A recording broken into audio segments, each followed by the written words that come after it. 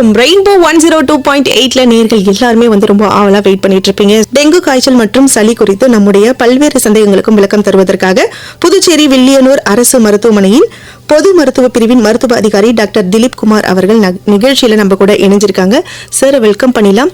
Hi sir. வணக்கம் sir. இப்போ இன்னைக்கு நம்ம டெங்கு காய்ச்சல் சளி குறித்து நிறைய சந்தேகங்களுக்கு விளக்கம் கிடைக்க போகுது அப்படின்னு சொல்லியாச்சு. ஸோ இந்த டெங்கு காய்ச்சலுக்கும் சாதாரண காய்ச்சல் அப்படின்ட்டு வருது இல்லைங்களா சார், கிருமி தொற்றுனால வரக்கூடிய காய்ச்சல், இது ரெண்டுத்துக்கும் இருக்கக்கூடிய வேறுபாடுனா என்ன சொல்லலாம் சார்? சாதாரண காய்ச்சல்னா நமக்கு ஜுரம், மேக்ஸிமம் நமக்கு சளி அந்த மாதிரி நமக்கு விளைவுகள் ஏற்படுத்தும். டெங்கு காய்ச்சல்னா அதுக்குண்டே உண்டான உடல் வலி மற்றும் அதிகப்பட்ட ஜுரம் மற்றும் கண்ணில் வலி ஏற்படுவது, இரத்த கசிவு போன்ற அறிகுறிகள் ஏற்படுவது, இதை வச்சு நம்ம நார்மல் ஃபீவருக்கும் டெங்குக்கும் வித்தியாசத்தை கண்டுபிடிக்கலாம். Okay sir. எதிர்வரக்கூடிய இந்த மழை காலங்கள்ல பார்த்தோம்னா சாதாரண நாட்களை தாண்டி இப்பயும் நிறைய பேருக்கு இந்த காய்ச்சல், இந்த சளி பிரச்சனை அப்படின்னு நம்ம பாக்குறோம். இந்த டைம்ல வரக்கூடிய இந்த காய்ச்சல் சளி இதெல்லாம் எப்படி நம்ம கையாளலாம் அப்படின்றது சொல்லுங்க சார். நல்ல சத்தான உணவுகளை உட்கொள்ளணும். ஜுரம், இந்த டெங்கு காய்ச்சல் மெயினா கொசுக்கடியினால வர்றது. ஸோ இந்த வெக்டர் பார்ன் டிசீசஸ்ன்னு சொல்லுவாங்க, இதுக்கு பேரு மஸ்கிட்டோஸால வர்றது. மலேரியா மாதிரி ஒரு டிசீஸ் தான் நமக்கு டெங்கு. வெக்டர் கண்ட்ரோல், அதாவது கொசுக்கள் அதிகமாக உற்பத்தி ஆகாம தடுக்கிறதே டெங்கு வராமல் இருக்கிறதுக்கு நம்ம பண்ணக்கூடிய முதல் செயல். அதன் பிறகு நல்ல உணவு முறைகள், நம்ம கொசுக்கடியிலேருந்து காப்பாற்றிக்கிறதுக்கு உண்டான வழிமுறைகள் எடுக்கிறது, இதெல்லாம் செய்யறது மூலயமா நம்ம டெங்குலேருந்து நம்மளை காப்பாற்றிக் கொள்ளலாம். Okay sir. கொசுக்கள்னால பரவக்கூடியது நம்ம இந்த மலேரியா காய்ச்சல், டெங்கு, சிக்கன் குனியா இதெல்லாம் சொல்றோம் சார். இதை தாண்டி வேற என்னென்ன காரணங்களால இந்த காய்ச்சல் அப்படின்றது நமக்கு வருது சார்? டெங்கு காய்ச்சல் கொசுக்கடினால மட்டும்தான் நமக்கு வரும். அது தனிப்படையில ஒருத்தர்கிட்ட இருந்து இன்னொருத்தருக்கு தொத்து பரவுற மாதிரி ஒரு காய்ச்சல் அல்ல. வெறும் கொசுக்கடியினால் வைரஸ் தொற்றால வர்ற ஒரு ஃபீவர் தான் டெங்கு. நம்ம மஸ்கிட்டோஸ் கிட்ட இருந்து நம்மளை பாதுகாத்து வச்சிருந்தாலே டெங்கு நம்மளுக்கு வராம இருக்கிறதுக்கு மேக்ஸிமம் சான்ஸ் இருக்கு. இப்போ மற்ற காய்ச்சல் நம்ம வேற என்னென்ன காரணங்கள்னால இந்த காய்ச்சல் அப்படின்றது பரவும் அப்படின்றது சொல்லுங்க சார். டெங்கு கொசுக்கடியினால மட்டும்தான் பரவும். ஒரே ஃபேமிலியில் இருக்கும் 2-3 பேருக்குள்ள தொத்துற ஒரு சாதா ஒரு ஜுரம் மாதிரி இது பரவாது. கொசுக்கடி, அந்த வைரஸ் இருக்கிற கொசு நம்மளை கடிக்கும் போது நமக்கு உடம்புல அதுக்குன்னு ஒரு இன்குபேட்டரி பீரியட் பெருக்கு அதிகமாகி நம்மளுக்கு அந்த சிம்டம்ஸ் நமக்கு உடம்புல தெரியறதுக்கு ஒரு 10 to 14 days, ஒரு 7 to 12 daysனு ஆவரேஜா வச்சுக்கலாம். சரிங்களா? அந்த முறையில் மட்டுமே இது பரவும். இது நமக்கு ஒரு நபர்கிட்ட இருந்து தொடுத்துற மாதிரி ஒரு வியாதி கிடையாது. இது நாம இன்ஃபெக்டிவ் பீரியட்னு சொல்லுவோம். நம்ம உடம்புல அந்த வைரஸ் பெருகி மறுபடியும் நம்மள ஒரு கொசு கடிச்சு அது மற்றவங்களை போய் கடிக்கும் போது இந்த வியாதி பரவுது. Okay sir. இப்போ நம்ம மக்கள் கிட்ட இந்த அவேர்னஸ் நம்ம எவ்ரி இயரும் எல்லா டைம்லயும் இந்த டெங்கு காய்ச்சல் வரும்பொழுது நம்ம இந்த விழிப்புணர்வு அப்படின்றது எல்லா கவர்மெண்ட் சைட்ல இருந்து கொடுத்துட்டு தான் இருக்கிறோம்.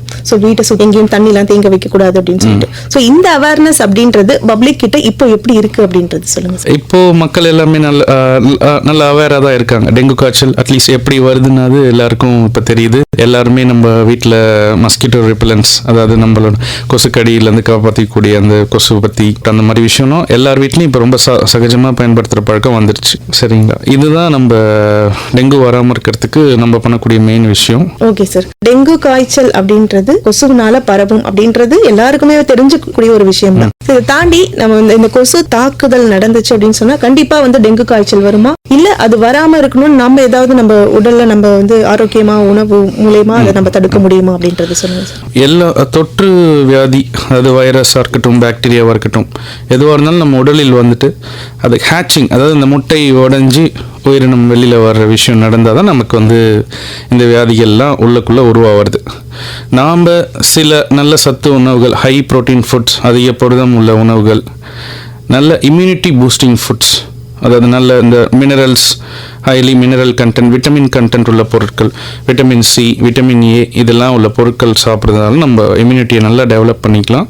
அதனால நமக்கு இந்த கொசுக்கள் கடித்தாலும் நமக்கு அது டெங்குவாக உருவாகாமல் இருக்கிறதுக்கு உண்டான வாய்ப்புகள் அதிகம்.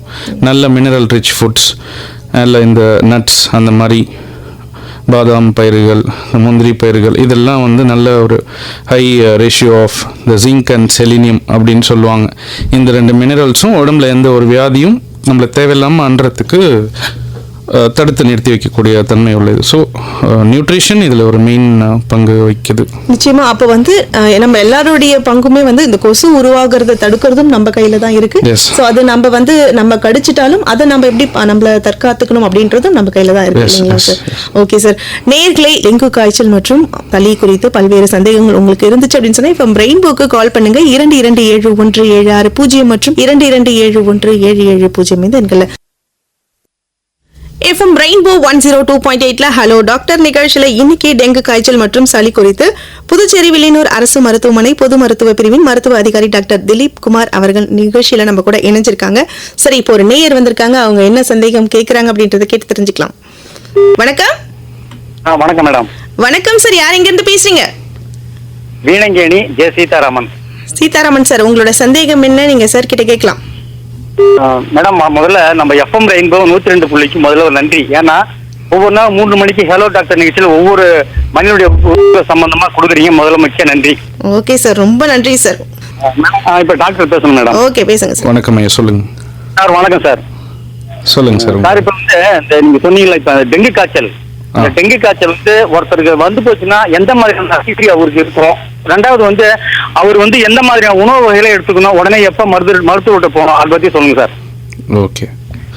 டெங்கு காய்ச்சல் மற்ற காய்ச்சல் மாதிரி இல்லாமல் அதிகப்படியான ஜுரம் உருவாக்கும். சரிங்களா? மூட்டு வலி மற்றும் உடல் வலி அதிகமாக இருக்கும். இது பெரும்பாலான மீதி ஜுரத்தில் இருக்காது. டெங்கு காய்ச்சலுக்கே உரித்தான இந்த 3 சிம்டம்ஸ் என்னன்னு பார்த்தீங்கன்னா, அதிகப்படியான ஜுரம், கண்ணுக்கு பின்னாடி வலி ஏற்படுதல், உடல் மூட்டுகள் எல்லாத்துலேயும் வலி ஏற்படுறது. இது டெங்கு காய்ச்சலுக்கு உண்டான மெயின் சிம்டம்ஸ். இந்த 3 தான். பொதுவாக மற்ற ஜுரத்தில் வர மாதிரி வெறும் ஜுரம் மாதிரி இந்த டெங்கு காய்ச்சல் வராது நமக்கு. சரிங்களா? இதுதான் டெங்கு காய்ச்சலோட முதல் கட்ட அறிகுறிகள்.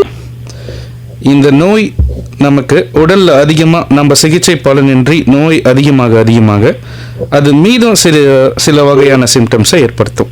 இரத்த கசிவு, ஈறுகள்லேருந்து ரத்தம் கசிகிறது, உடல் துவாரங்கள்லேருந்து ரத்தம் கசிகிறது, தோலில் சிகப்பாக ரேஷஸ், அதாவது கொஞ்சம் அரிப்பு தன்மை, சிகப்பு தன்மை ஏற்படுத்துவது, இதெல்லாம் வந்து டெங்கு காய்ச்சலோட அதிகப்படியான நோயான அறிகுறிகள். நம்ம அதிகப்படியான நீர் சத்து உள்ள உணவுகளை உடலில் சேர்க்கணும். ஏன்னா இந்த காய்ச்சல் நமக்கு டீஹைட்ரேஷன் சொல்லக்கூடிய உடலில் நீர் இல்லாத தன்மையை உருவாக்கும் அதிகமாக. ஸோ அதிகமான நீர் உள்ள பொருட்களை உட்கொள்ளணும். நல்ல சூப்பு, அந்த மாதிரி நல்ல பழச்சாறுகள் அந்த மாதிரி எடுத்துக்கொள்ளணும்.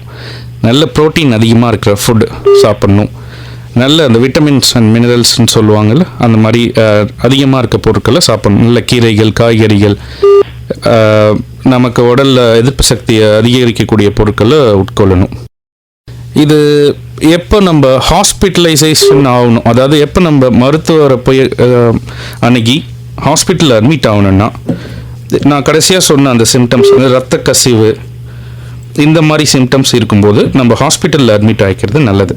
அந்த கட்டத்தில் நம்மளால் வீட்டில் இருந்து சிகிச்சை பெறுவது பயனற்றதாக போயிடும். நன்றி சார். நன்றி. ஹலோ டாக்டர் நிகழ்ச்சியில டெங்கு காய்ச்சல் மற்றும் சளி குறித்து நம்முடைய பல்வேறு சந்தேகங்களுக்கும் டாக்டர் விளக்கம் கொடுத்துட்டு இருக்காங்க. இப்போ ஒரு நேயர் வந்திருக்காங்க. வணக்கம். வணக்கம்மா, அரசடிகுப்பம் சரவணன். வணக்கம் சார். யார் எங்க இருந்து பேசுறீங்க? அரசடிகுப்பம் சரவணன். சரவணன் சார், உங்களோட டவுட் என்ன நீங்க கேட்கலாம் சார் கிட்ட. சரிங்க. வணக்கம் சார். வணக்கம் சரவணன், சொல்லுங்க. எப்படின்னு பாத்தீங்கன்னா கிராமத்துல இருக்கோம். நகரங்களை பாத்தீங்கன்னா கொஞ்சம் கொசுக்கள் பெருசா இருக்கும். எங்க கிராமத்துல பாத்தீங்கன்னா கொசுக்கள் சிறிய அளவில் இருக்கு. அந்த கொசு கடிச்சதுன்னா பயங்கரமா அப்படி வீங்கி போகும் மேலெல்லாம். சரிங்க, சரி. அது வந்து அந்த கொசு எப்படி வளருதுன்னா, எங்க தோப்பு முந்திரிகள் இருக்கும். அது உள்ள போனாதான் பெரிய பெரிய தாக்கமா இருக்கும் அந்த கொசுவால. அது தண்ணியே இல்லாத சமயத்துல கூட அந்த கொசு வளருது. அந்த தோப்புல எப்படி வருது? அந்த பொதுவா பாத்தீங்கன்னா கழிவு நீர் தேங்கி இருக்கிற நீர்ல தான் கொசு வளரும்னு சொல்றாங்க, இந்த லார்வா வகையில. சரி, சொல்லுங்க. அந்த தோப்புல எல்லாம் தண்ணியே இல்லாத இடங்கள்ல கொசு வருது இல்லையா? அது எப்படிங்க வருது? கொசு எங்கே தண்ணி தேக்கம் இருந்தாலும் வரும். இப்போ தண்ணி பெருசாக குளம் மாதிரி தேங்கி நிற்கணுன்றது அவசியம் கிடையாது கொசு உற்பத்தி ஆகிறதுக்கு. நம்ம யூஸ் பண்ணி போட்ட ஒரு சின்ன பிளாஸ்டிக் கப்பாக இருக்கலாம், ஒரு நம்ம அந்த தேங்காய் மூடிங்க இருக்குல்ல நம்ம யூஸ் பண்ணி கீழே போட்டது, அதில் மழை பெஞ்சு ஒரு 10 நாள் அதில் நீரோட்டம் தேங்கி நின்னாலுமே அதிலே கொசு உற்பத்தி ஆகிறதுக்கு வாய்ப்பு இருக்குது. அதுக்கு தனியாக ஏரியோ இல்லை ஒரு குட்டையில் எதுவும் அது ஆகணும் கிடையாது. இப்ப நகரத்துல இருக்கிற கொசுக்கள் பாத்தீங்கன்னா ஒரு விதமா இருக்கும், இங்க நாங்க சொல்ற கொசு பாத்தீங்கன்னா ஒரு விதமா இருக்கும், சிறிய அளவுல இருக்கும்.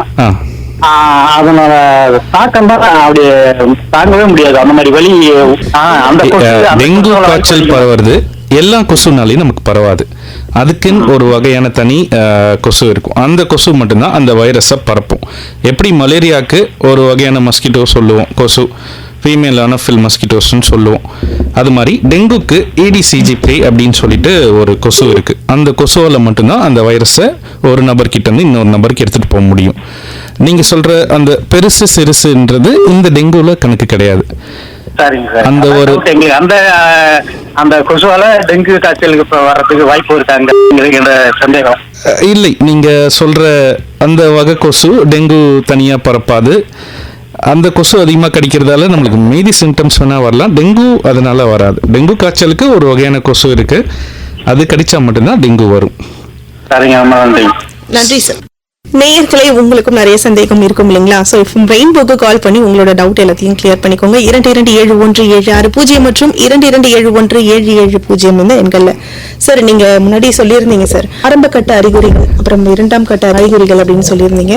ஸோ மருந்து வேலை செய்யாத பட்சத்துல இந்த 2ஆம் கட்ட அறிகுறிகள் அப்படின்றது தென்படும் அப்படின்னு சொல்லியிருந்தீங்க சார். ஸோ ஏன் அவங்களுக்கு அந்த முதற்கட்ட அந்த அறிகுறிகளே மருந்து ஏன் வேலை செய்யாம போகுது அப்படின்றது ஏதாவது இருக்குங்களா சார்? இல்லை, ஒவ்வொருத்தரோட உடல்நிலை பொறுத்தது, எதிர்ப்பு சக்தி, உடல்நிலை, வயது இதெல்லாம் பொறுத்தது.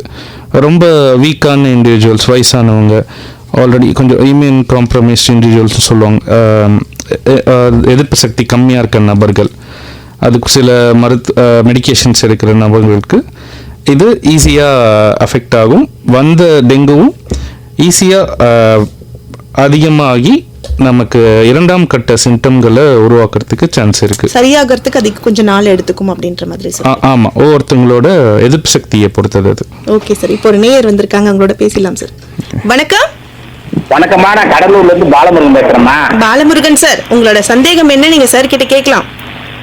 ஐயா வணக்கம். ஐயா வணக்கம். பாலம், உங்க ரேடியோ வால்யூம் குறைச்சிக்கிட்டீங்கன்னா நீங்க பேசிட்டு ஆஃப் பண்ணிட்டு ரேடியோ ஆஃப் பண்ணிட்டேம்மா. ஓகே, சூப்பர், கேளுங்க.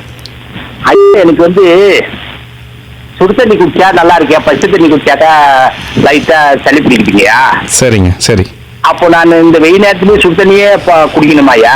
இந்த சுட தண்ணி பச்சை தண்ணி குடிச்சா இந்த வித்தியாசங்கள் இருக்கும். அவங்களுக்கு என்னன்னா இந்த சைனஸ் ப்ராப்ளம் மாதிரி சில பேருக்கு இருக்கும்.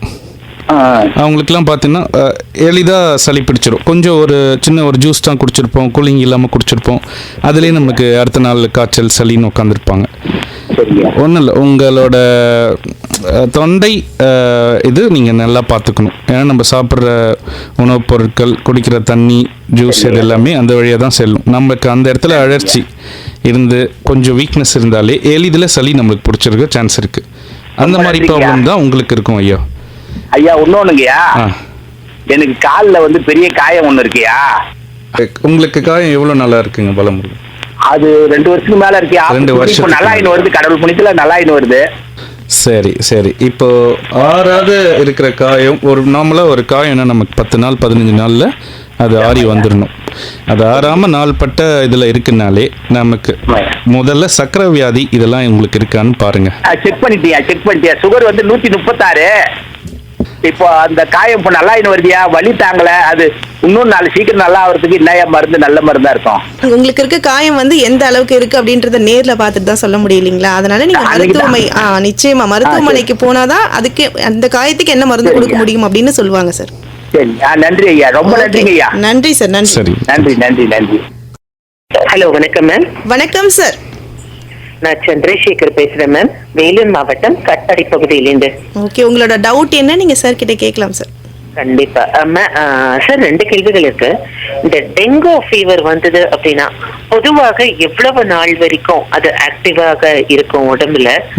அண்ட் ஒருத்தவங்களுக்கு டெங்குன்னு ஃபைனலைஸ் பண்ணிட்டாங்க, கண்டுபிடிச்சிட்டாங்க, டயக்னைஸ் பண்ணிட்டாங்கன்னா சிறியவர்கள் பெரியவர்கள் இவங்களுக்கு எந்தெந்த மெத்தட்ஸ்ல ட்ரீட்மெண்ட் அப்படிங்கறது கொடுப்பாங்க? நிறைவானது, டெங்கு ஃபீவர் வந்து இந்த சுகர், இந்த பிரஷர், இது மாதிரி இணை நோய்கள் இருக்கிறவங்களுக்கு தாக்கம் அதிகமாக இருக்கும். ரெக்கவரி ரேஷியோ அது வேகமா இல்லாம கொஞ்சம் ஸ்லோவா தான் இருக்கும் அப்படிங்கிறாங்க. இது எந்த அளவுக்கு உண்மை? இந்த 3 கேள்விகளுக்கும் விடை சொல்றீங்களா? நான் அப்படியே ரேடியோல கேட்டுக்கிறேன். ஓகே சார், நன்றி. நன்றி. இதில் சர்க்கரை வியாதி, இரத்த கொதிப்பு, இது ரெண்டுக்கும் டெங்கு காய்ச்சலுக்கும் அவ்வளோ தாக்கம் இல்லைங்க.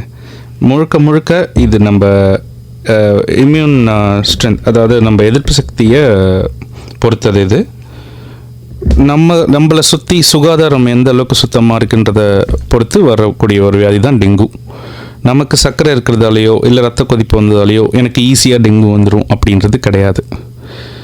உங்களோட முதல் கேள்வி வந்து எவ்வளோ நாள் உடம்புல இருக்கும்ன்றது.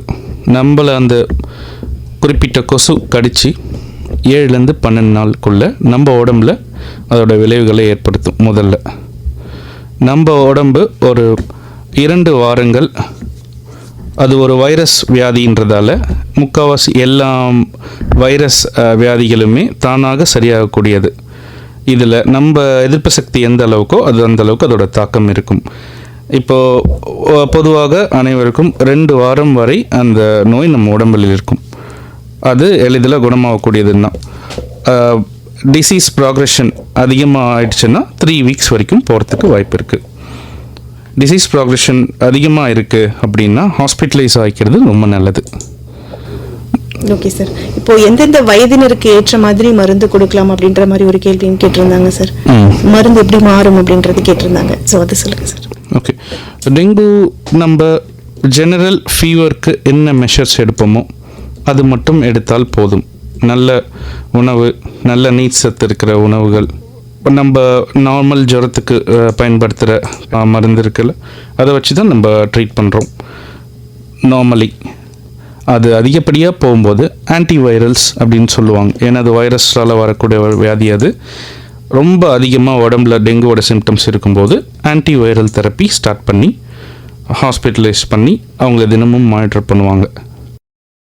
இந்த டெங்கு காய்ச்சல் அப்படின்றது இதனுடைய பக்க விளைவு எவ்வளோ நாட்கள் இருக்கும்? பின்னாடி ஏதாவது தொந்தரவு கொடுக்குமா? இல்லை, நம்மளுக்கு வாழ்நாளில் பின்னாடி இந்த டெங்கு எனக்கு வந்துருச்சு, அதனால எனக்கு 4-5 வருஷம் கழிச்சு இப்படி ஒரு விஷயம் வந்துருச்சுன்ற மாதிரி கிடையாது. டெங்கு அந்த நோய் இருக்கும்போது என்னென்ன சிம்டம்ஸ் நமக்கு வருதோ அதுதான். நமக்கு தனியாக அதனால் வாழ்க்கையில் பிற்காலத்தில் நமக்கு தனியாக சிம்டம்ஸோ இல்லை அதனால் எனக்கு மூட்டு பிரச்சனை ஆயிடுச்சு, எனக்கு நிரந்தரமாக ஒரு குறை ஏற்பட்டுச்சு, அந்த மாதிரி ஒரு விளைவுகளை இந்த நோய் ஏற்படுத்தாது. ஓகே சார், இப்போ இந்த டெங்கு காய்ச்சல் அப்படின்றது தொற்று இல்லை, ஒருவரிடமிருந்து ஒருத்தவங்களுக்கு தொற்றாது அப்படின்னு சொன்னீங்க சார். இப்போ இந்த சளி பிரச்சனை அப்படின்றது கண்டிப்பாக வந்து ஒருத்தவங்க கிட்ட இருந்து இன்னொருத்தவங்களுக்கு பரவக்கூடிய ஒரு நோய் தானா, இல்லை வேற இதுக்கு ஏதாவது குறிப்பிட்ட காரணங்களால் வரக்கூடிய சளி மட்டும்தான் வந்து மற்றவங்களுக்கு பரவுமா சார்? ஓகே, சளி என்றது என்னன்னு சொல்லுவாங்க, காமன் கோல்டு அப்படின்வாங்க, வைரல் டிஸார்டர் தான் அது. யூஸ்வலி சளி நம்ம மக்களுக்குள்ள என்ன ஒரு கருத்து இருக்குன்னா, ஒருத்தவங்களுக்கு சளி பிடிச்சிருந்ததுன்னா பக்கத்தில் போனால் அது தொத்திக்கும், அது ஒரு மித் அப்படின்ற மாதிரி அப்படி சொல்லுவாங்க. நம்புறது அது அப்படி கிடையாது. எல்லார் வீட்லேயும் குழந்தைங்க இருக்குது. சளி குழந்தைங்களுக்கு பிடிச்ச உடனே அதை பார்த்துக்கிற தன் தாயாருக்கு கண்டிப்பாக சளி வரும் அப்படின்றது நம்ம அதிகப்படியாக பார்க்குறதில்ல. சளி தொத்துன்றது ஒரு மெத்து தான், நீங்கள் சொன்ன மாதிரி. அது கன்ஃபார்மாக நம்மளுக்கு இது கிடையாது, ஆதாரங்கள் கிடையாது. சளியோ ஒரு ஜுரமோ நம்மளுக்கு தொத்துன்றதுல எந்த வித இதுவும் கிடையாது, ஆதாரமும் கிடையாது. அது டைரக்ட் கான்டாக்ட்னு சொல்லுவாங்க, அது பேர். டைரக்ட் கான்டாக்ட்னால இந்த மாதிரி டெங்குவோ சளியோ பரவாது. ஓகே சார், இப்போ இந்த டெங்கு காய்ச்சல்னால சளி தொந்தரவு ஏதாவது இருக்குங்களா சார்? டெங்குவில் சளி பிரச்சனை இருக்காது. மூக்கில் சளி வர்றதோ இல்லை அதிகப்படியான நெஞ்சி சளி இருக்கிறதோ டெங்கு காய்ச்சலில் இருக்காது. நமக்கு வர சிம்டம்ஸ் எல்லாமே தலைவலி, அதிகமான கண்ணு வலி, இடுப்பு கை காலில் வலி ஏற்படுறது, எலும்புகளில் வலி ஏற்படுறது, இரத்த கசிவு, இந்த மாதிரி தான் இருக்குமே தவிர்த்து நமக்கு சளி பிரச்சனை டெங்குவில் இருக்காது. ஸோ நேர்களே உங்களுக்கு நிறைய டவுட் இருக்கும், எஃப்எம் ரெயின்போக்கு கால் பண்ணுங்க 227176 மற்றும் 227177 இந்த எண்கள்ல பேசலாம்.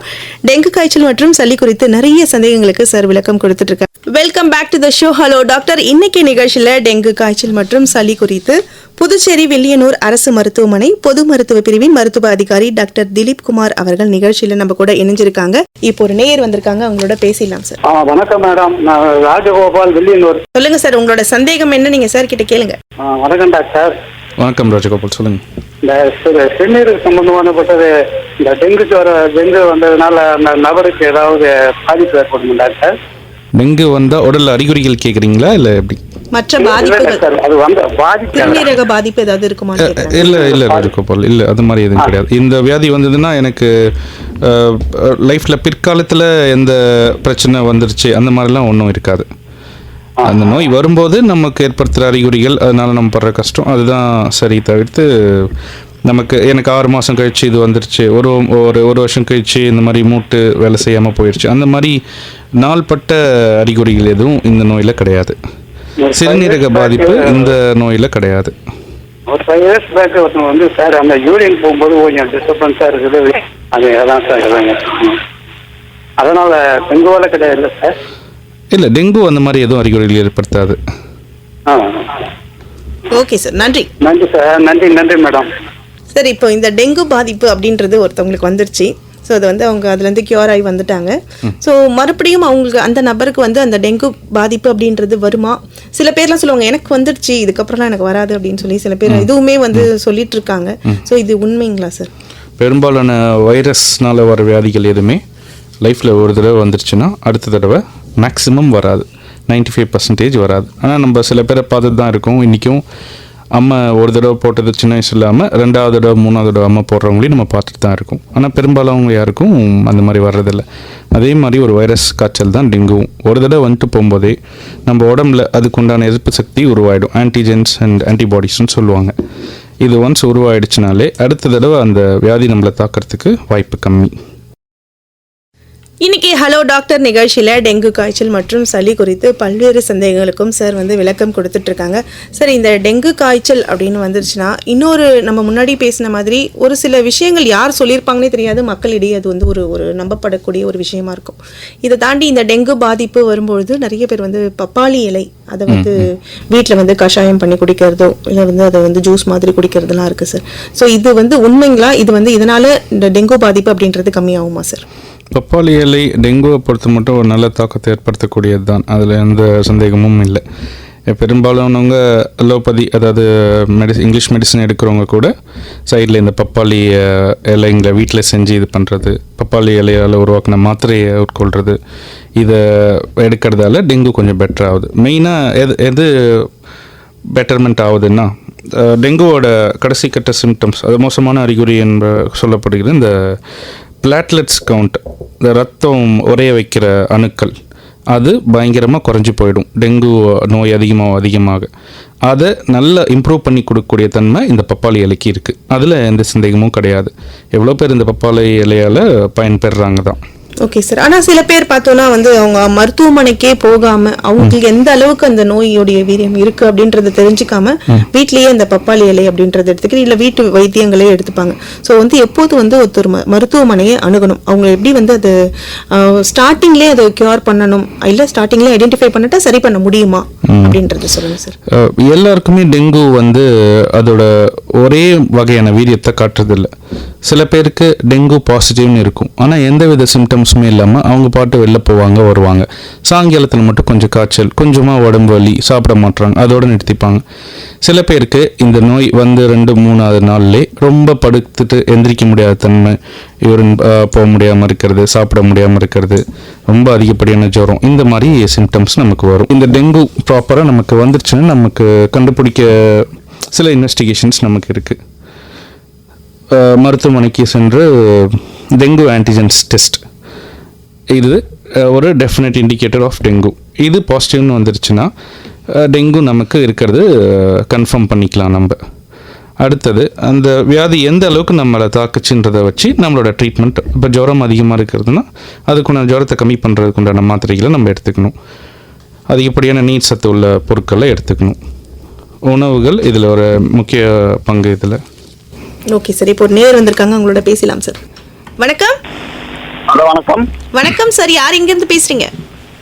இளமங்கலம் முருகன் மேடம். முருகன் சார், உங்களோட சந்தேகம் என்ன, நீங்க சார் கிட்ட கேளுங்க. சார் இருக்காருங்களா? சார் வணக்கம் முருகன், சொல்லுங்க. வணக்கம் சார். வணக்கம், சொல்லுங்க முருகன்.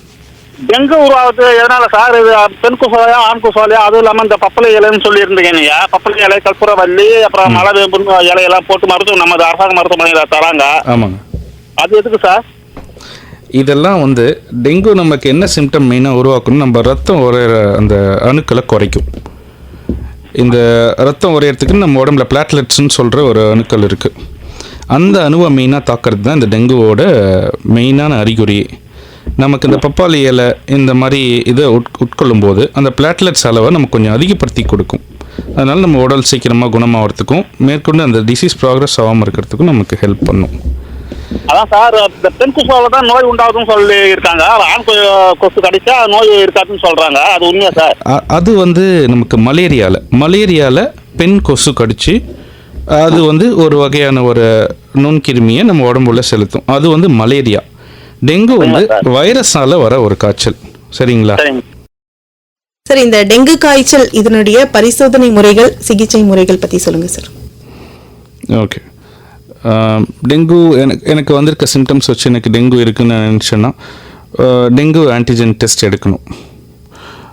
டைரெக்டாகவே நமக்கு டெங்கு இருக்கா இல்லையா அப்படின்னு காட்டக்கூடிய ஒரு டெஸ்ட். அது நமக்கு ப்ரெக்னென்சியில் நமக்கு டெஸ்ட் எடுக்கிற மாதிரி ரேப்பிட் இப்போயே டெஸ்ட் எடுத்து அப்படியே ஸ்பாட்லேயே இப்போ நம்மளுக்கு ரிசல்ட்ஸ் காமிக்கிற மாதிரி இப்போ சில டெஸ்ட்லாம் வந்துருச்சு. இது அந்த நோயை கண்டறியறதுக்கு உண்டான சில டெஸ்ட். இதெல்லாம் ஹாஸ்பிட்டலில் நமக்கு டெங்கு அதிகப்படியான தாக்கத்தை ஏற்படுத்துச்சுன்னா ஹாஸ்பிட்டலில் அட்மிட் ஆகிக்கிறது ரொம்ப ரொம்ப அவசியம்.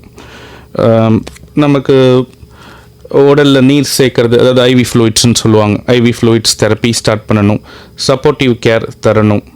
நல்ல சத்தான உணவுகள் தரணும். ஜுரத்தை குறைக்கக்கூடிய மாத்திரைகளை நம்ம உட்கொள்ளணும்.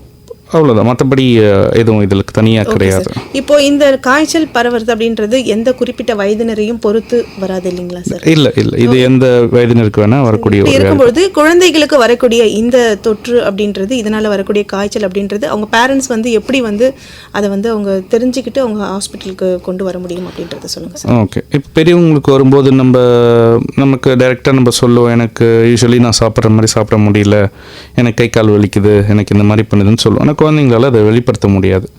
குழந்தைங்க அதிகப்படியான சோம்பலுக்கு உட்கொள்கிறாங்க, சோம்பலாக இருக்காங்க, சரியாக அவங்க வழக்கமாக சாப்பிட்ற மாதிரி சாப்பிடலை, நல்லா விளையாடுற குழந்தை 2-3 நாளில் விளையாட மாட்டேங்குது, ஜுரம் அதிகமாக இருக்குது அப்படின்னா அதை வச்சு அவங்க சொன்னாலும் சொல்லலைனாலும் நம்ம டெங்குக்கு உண்டான டெஸ்ட் எல்லாத்தையும் எடுக்கிறது ரொம்ப நல்லது.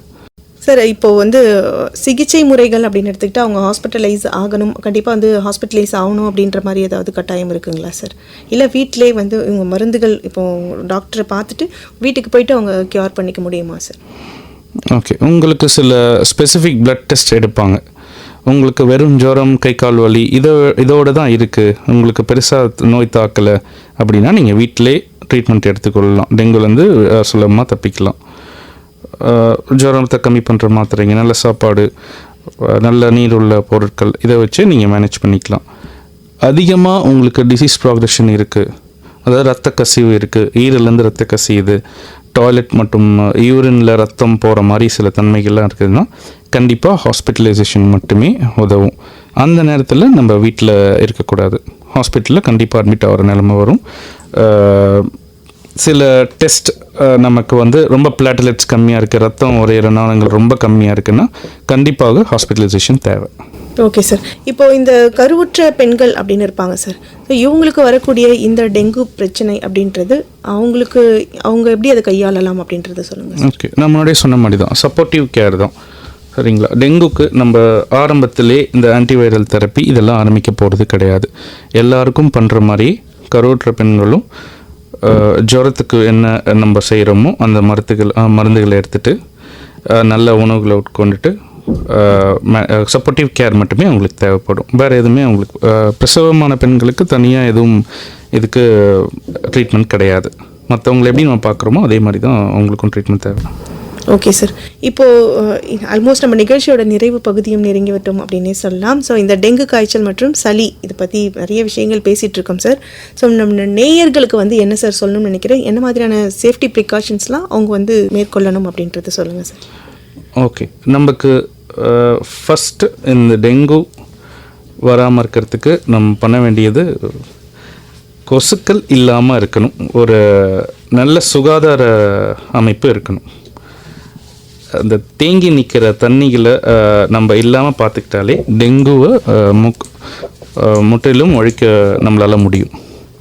கொசுக்கள் இந்த கொசுவா அதுவான்ற சந்தேகம் நமக்கு வேண்டாம். கொசுக்கள் இல்லாமல் இருக்கிற ஒரு சூழ்நிலை நம்ம உருவாக்கிட்டாலே டெங்கு நம்மளை அன்றதுக்கு எந்த வாய்ப்பும் கிடையாது. Welcome back to the show. Hello doctor, நிகழ்ச்சியோட நிறைவு பகுதிக்கு வந்துட்டோம் சார். நிகழ்ச்சியின் நிறைவாக நம்ம நேயர்களுக்கு என்ன சொல்லணும்னு நினைக்கிறீங்க அப்படின்றது சொல்லுங்கள் சார். ஓகே, ஒரு தொகுப்பாக ஒரு 4-5 விஷயம் சொல்கிறேன். நம்மளை சுற்றி கொசு உருவாகாமல் இருக்கிறது, இது நம்பர் 1. அப்படி உருவான கொசு நம்மளை கடிக்காமல் இருக்கிறதுக்கு என்னென்னலாம் பண்ணலாம், இது நம்பர் 2. இந்த கடித்தாலும் இந்த வியாதி நம்மளை தாக்காமல் இருக்கிறதுக்கு என்ன பண்ணலாம், நல்ல உணவு முறைகள் இது மாதிரி செய்யணும். அப்படி அந்த வியாதி வந்துட்ட பிறகு நம்ம என்னென்ன செய்யணும், இது நம்பர் 4. இதில் என்னென்னா, கொசுக்கள் உருவாகாமல் இருக்கிறதுக்கு நம்ம ஏற்கனவே பேசின மாதிரி தண்ணி தேக்கம் இருக்காமல் இருக்கிறது. இந்த குளம் குட்டைகள் இதில் கவர்மெண்ட் நிறைய பாலிசிஸ் வச்சு இப்போ இந்த மருந்துகள் அடிக்கிறது, இந்த கொசுக்கள் உருவாகிற தடுக்கிற அந்த மீன்களை அந்த குட்டையில் போடுறது, இந்த மாதிரி சில மெஷர்ஸ் வச்சு கவர்மெண்ட் அதெல்லாம் பண்ணிட்டு தான் இருக்குது. நம்பர் 2, நம்மளை நம்ம பாதுகாக்கிறதுக்கு என்னென்ன வழிகள், நம்ம வீட்டில் கொசு உள்ளே வராமல் இருக்கிறதுக்கு வழிமுறைகள், நமக்கு வச்சுருக்க அந்த கொசு பத்திகள் அந்த மாதிரி உபயோகப்படுத்தலாம். நல்ல உணவு முறைகளால் கொசு அந்த பர்டிகுலர் கொசு நம்மளை கடித்தாலும் நமக்கு அந்த வியாதி வராமல் இருக்கிறதுக்கு நல்ல இம்யூன் பவர் நமக்கு எப்படி அதிகப்படுத்தணுமோ அதுக்குள்ள உணவுகளை சாப்பிடலாம். அப்படி அந்த வியாதி வந்துட்ட பிறகு நமக்கு கிளியராக நமக்கு எந்த அளவுக்கு தாக்கம் இருக்குதுன்றதை பொறுத்து நம்ம வீட்டில் ட்ரீட்மெண்ட் எடுக்கணுமா இல்லை ஹாஸ்பிட்டலைசேஷன் ஆகணுமான்றது நம்ம தெளிவாக தெரிகிற மாதிரி நமக்கு இருக்கணும். நிகழ்ச்சியில் பங்கேற்று நிறைய விஷயங்களுக்கு வந்து நீங்கள் கிளாரிட்டி கொடுத்தீங்க சார். ரொம்ப நன்றி சார். தேங்க்யூ.